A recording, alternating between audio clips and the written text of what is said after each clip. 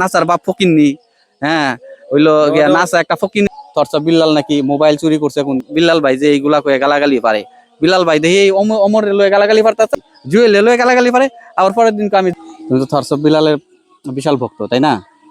এখন থরসব বিল্লাল যে নাসার জাঙ্গা কিনতে জায়গা বেটানে আমিনের গিয়া জাঙ্গা খুললে কজে তোর জাঙ্গা যে জাঙ্গা কিনবাম। এখন তুমি থরসব বিল্লালে কি কও এই বিষয় নিয়ে? এখন তুমি কিন্তু জাঙ্গা কিনতে খালি যে গেছে এটাই না, ওই জাঙ্গা কিনতে গিয়ে দেখা গেছে তাদের মাঝে সে যেহেতু একটা এই মানে কথা, সে যে কথাটা কইছে যে তোমার জাঙ্গা খুলো, তোমার জাঙ্গা কিনে নিয়ে যাই। এখন জাঙ্গা নিতে যায় পরে দেখা যাচ্ছে একটা গন্ডগোল সৃষ্টি হয়েছে। সৃষ্টি হওয়ার পরে তো মানুষ তো সবাই কইতাছে ভিউ ব্যবসা ভিউ ব্যবসা। এখন ওই মুহূর্তে তুমি কইছো যে না এটা সত্যি ঘটনা, ঠিক আছে, যে না এটা সত্যি ঘটনা, এটা একটা নাচা, তার মাঝে গন্ডগোল হয়ে গেছে। ওই দিন রাতে আইসাই ওই যে কোনি মিয়ার বাসাতে আইসাই যে বিল্লাল আবার গালাগালি শুরু করলো। করার পরে আবার পরের দিন আবার কয় যে আমি নাচার দৃষ্টি আকর্ষণ করছি, নাসা ভাই এবং নাসা ভাইয়ের টিম সবাই একসাথে মিলে কাজ করতে চাই, আপনারা সবাই এগিয়ে আসুন কোনি মিয়ার সাহায্যের জন্য। তো কোনি মিয়ার সাথেই করে আবার কোনি মিয়ার সাথে খুব মিল।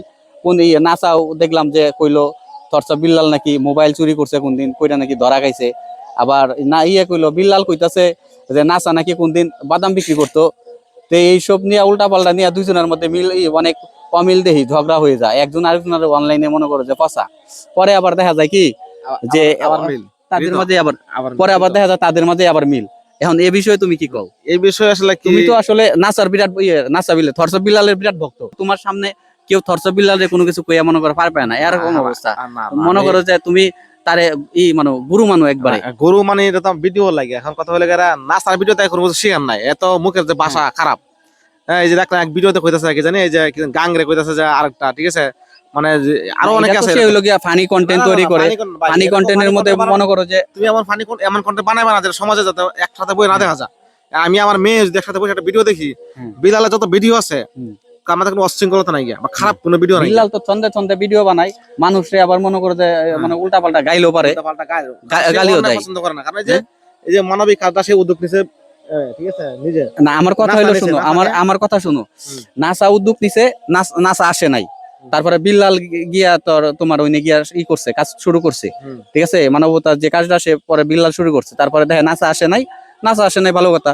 বিল্লাল ভাই কিন্তু ওই করলে পারতো যে নাসা যেহেতু আসে নাই, নাসা যেহেতু এটা উদ্যোগ নিছে, তাহলে এক কাজ করি, তাহলে বিল্লাল যে ওই নাসা যেহেতু আসে নাই, তাহলে এই কাজটা আমি এইখানে সমাপ্ত করে দিতে চাই। আর নাইলে আরেকটা কাজ করতে পারে যে সে নাসা যেহেতু আসে নাই, না আসুক, আমি যেহেতু এটার উদ্যোগ নিছি, এটা আমি সেই দেখে ছাড়বো। হ্যাঁ, নাসা না আসুক, কিন্তু